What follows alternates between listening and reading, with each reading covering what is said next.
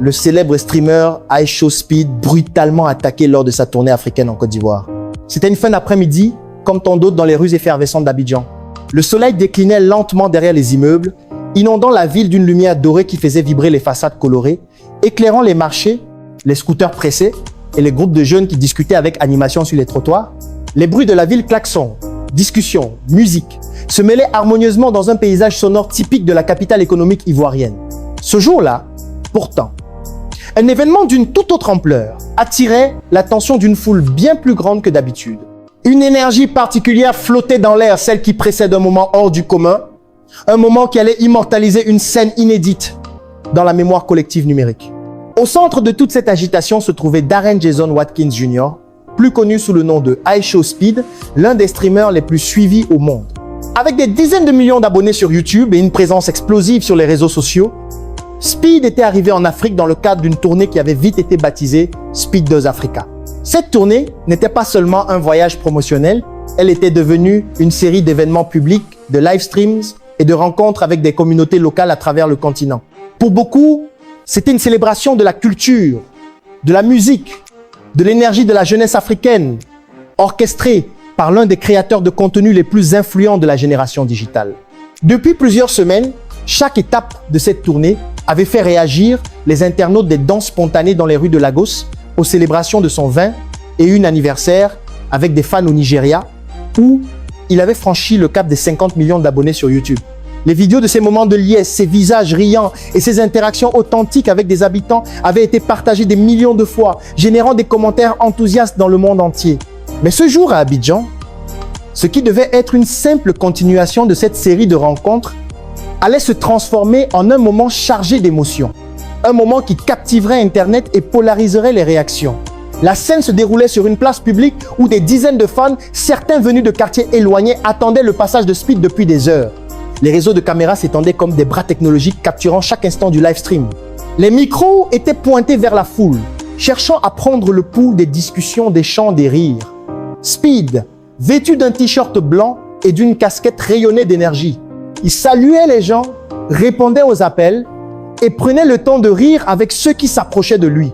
La musique battait fort, un mélange de rythmes locaux et de sons internationaux, amplifiant l'ambiance joyeuse et créative. Pourtant, au milieu de cette effervescence, se produisit un brusque changement de dynamique, presque imperceptible au premier regard, mais immédiatement capté par les caméras. Un homme, visiblement nerveux, se détacha soudainement de la foule compacte. Il avançait à pas rapides, son visage tendu, ses yeux fixés sur la scène. Ce qui avait commencé comme un moment de fête et de partage prenait, en une fraction de seconde, une tournure inattendue. Les spectateurs, toujours captivés par la musique et l'énergie ambiante, n'avaient pas immédiatement compris ce qui se passait. Les secondes suivantes furent un mélange de gestes confus, de mouvements rapides et de bruits étouffés, comme si toute l'atmosphère s'était figée pendant un court instant. Les caméras du live stream, braquées vers Speed, capturèrent la scène en temps réel. À l'écran, on vit l'homme se précipiter vers le streamer, interrompant soudainement les danses improvisées et les interactions harmonieuses. La musique en arrière-plan se fit plus lointaine, comme étouffée par la tension qui venait de surgir. On entendit des cris, des voix s'élever, certains appelant à la prudence, d'autres encourageant l'intervention des agents de sécurité présents. Quelques instants semblaient durer une éternité. Les gestes saccadés, les regards inquiets, et cette sensation étrange que quelque chose d'inattendu venait de rompre l'équilibre de ce moment festif. Dans le chaos qui suivit, l'équipe de sécurité de Speed réagit immédiatement. Des mains se tendirent, des corps se déplacèrent pour barrer le passage. Des voix s'élevèrent pour rassurer la foule, pour ramener l'ordre, pour éloigner l'intrus qui venait de briser l'harmonie ambiante. Les gardes du corps encadrèrent le streamer, le protégeant, tandis qu'il s'efforçait de déplacer le groupe vers une zone plus sûre. Ce fut rapide, presque instinctif, comme s'ils avaient été formés pour répondre à ce type de situation en un éclair.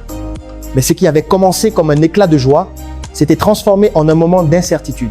Derrière les caméras, les techniciens tentaient d'ajuster les angles, de reprendre le contrôle du flux vidéo, tandis que la foule commençait à murmurer, à questionner, à débattre à voix haute. Des spectateurs pointèrent leur téléphone vers la scène. D'autres reculèrent, cherchant à prendre du recul face à ce rebondissement inattendu. Les commentaires sur le live stream s'emballèrent, se multipliant à une vitesse fulgurante. Certains spectateurs du monde entier, connectés à distance, exprimaient leur surprise, leur étonnement, d'autres leur inquiétude, commentant chaque geste, chaque expression capturée à l'écran. Les réactions affluaient, des milliers de messages remplissaient les fils de discussion, créant une tempête d'émotions virtuelles. Alors que la sécurité rétablissait progressivement l'ordre, Speed lui-même resta un instant silencieux, comme figé par ce qui venait de se passer. Il cligna des yeux, cherchant à reprendre ses esprits. Les applaudissements timides de certains fans résonnaient encore, mais l'atmosphère avait changé.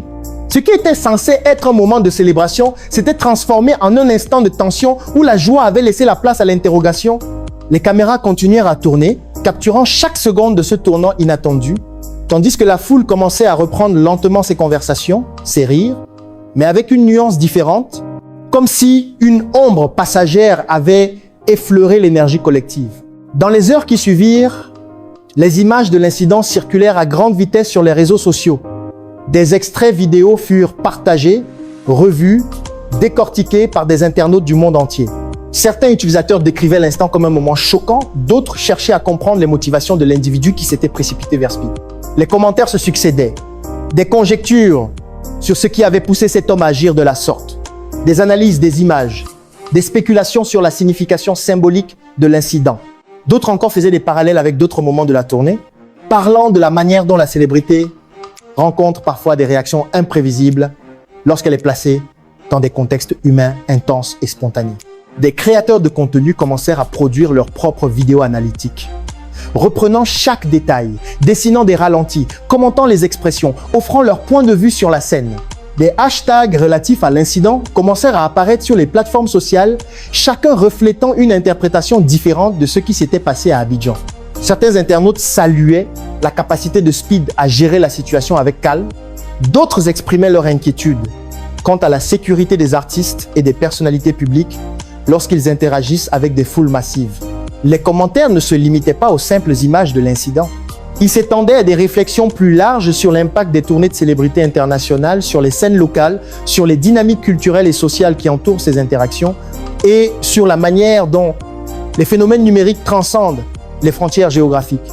Les discussions allaient de sujets techniques sur la façon dont le livestream avait été géré à des questions plus profondes sur la responsabilité des créateurs de contenu et la nature des relations entre les publics et les profondes. Personnalité publique. Pour sa part, Speed resta discret dans les heures qui suivirent l'incident. Ses équipes publièrent quelques déclarations remerciant les fans pour leur soutien et leur présence, tout en exprimant leur gratitude envers la sécurité qui avait agi rapidement pour protéger le streamer. Les messages mettaient l'accent sur la poursuite de la tournée, sur la volonté de continuer à rencontrer les fans et à célébrer les cultures locales. Pourtant, derrière ces mots diplomatiques, une réelle prise de conscience semblait s'être imposée, celle de la nécessité d'aborder avec encore plus de prudence et de préparation les moments de contact direct entre célébrités internationales et publics enthousiastes.